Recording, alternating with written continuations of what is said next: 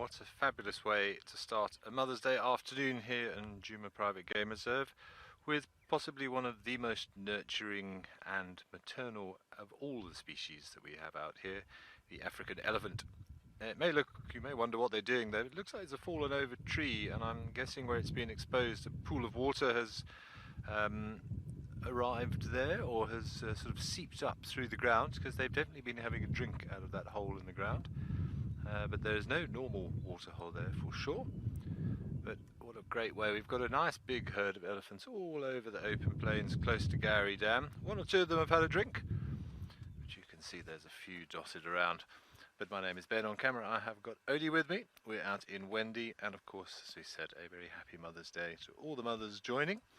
And what a fantastic way to start. These two youngsters are having a bit of a push. Evidently that's a particularly nice branch that one of them's got, and he's not sharing. Cutest little things. Oh, look at that. Can I have that branch, please? Please. I'm sure he tried to... Oh, a little bit feisty now. Fine, I don't want your branch. A very bold Egyptian goose coming in to see what's going on. Maybe he's going to get some revenge, because one of these youngsters chased the geese up and down that bank earlier. Let's see if he wafts his trunk in the goose's direction, perhaps. A little bit. Should squirt water at it. Be a good game.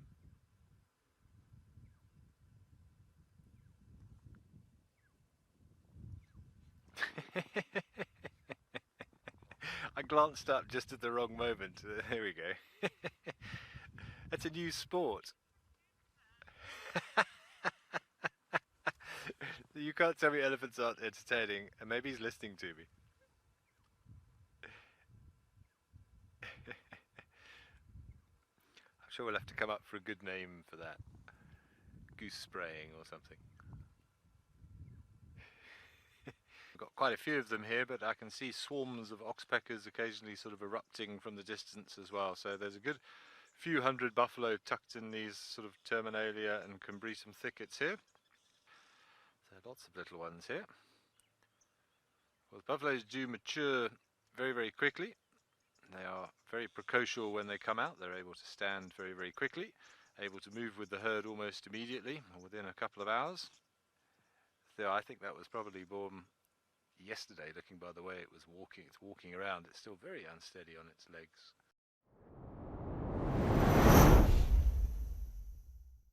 And myself have come across something pretty special. A really nice example of an enormous termite mound. So I believe the species responsible for producing this mound, and not all termites make them, is Macrotermes. One of the most prolific species of termites in the Lowveld. Arguably a billion members of that species beneath my feet. And again, in the spirit of Mother's Day, at the heart of which is an enormous gluttonous queen. And she basically runs this entire system almost like a superorganism. So the workers, the guards, all of the princes and princesses are her children, her offspring.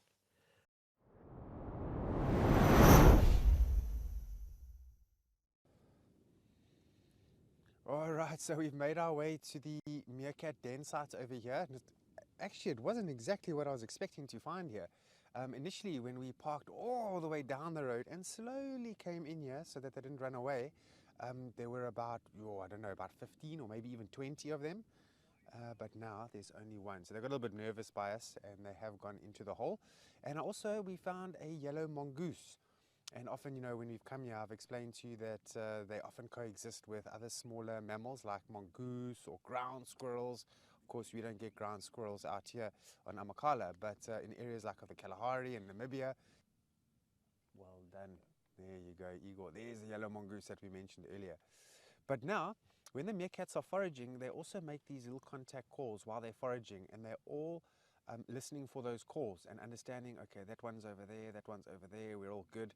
And when they forage, roughly sometimes about a meter apart from one another, just to increase their chances of finding insects around here. and as soon as that trouble arises, they bolt for the ground, for the holes. Yay, look what we have got here. So it's confirmed they're definitely nesting here. One is standing up, the other one is sitting down. They should be building the nest. Oh, there's the rain now. The skies have just opened up now. Anyway, so they should be building the nest, which is sort of just collecting some of the corky vegetation around here, the dry sticks and so on. They stamp it down with their feet, and then more towards the end of the dry season. So, you know, somewhere around August, maybe a bit before, they should be starting to breed. Looking forward. This is a great place. The road is not difficult to get here, and we can see nicely. So this is going to be something for the future. Watch this space.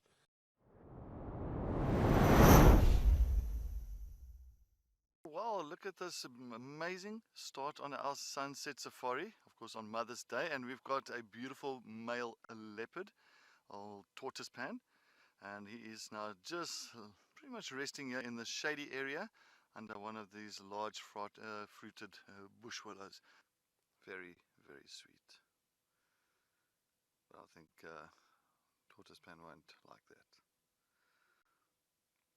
Still panting quite a bit. I'm just waiting a little bit here. I'm just going to take a look, because as I said, I'm very interested in those female leopard tracks that's coming down towards this area, and it's not far north from where we are. So, and this kill is at least about 2 days, about 2 days old, and it is kind of a little bit, how can I say, smelling ripe. But Tortoise Pan has just got up now. He's just taking a toilet break and looking into the eyes of one of the other guides. We were hoping to show you, sitting on this termite man right there, was a civet. I've been looking for a civet on Djuma for like 3 years. And we've just saw our first one, and he was sitting so nicely, and Murphy's Law, just before you arrived, he ducked off and into the grass. So let's see if we can relocate him. Here he is. See him? Yeah, see him there, just at the base of that fallen apple leaf there. You got his eyes. Yeah. There's been an annoying blade of grass in the way, but he'd be forgiven at a quick glance of thinking that was a leopard with the IR light with his spot pattern. Here he is. See him? Yeah, see him there, just at the base of that fallen apple leaf there. You got his eyes.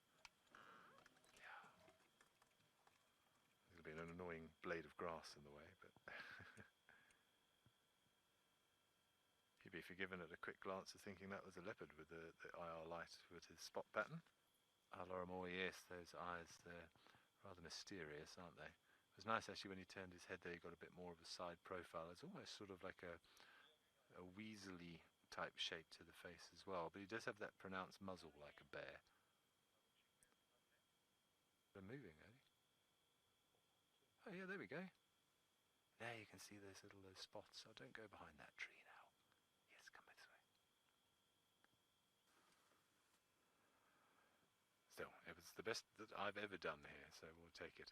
Oh, there I am. Bye everybody, we're almost out of time.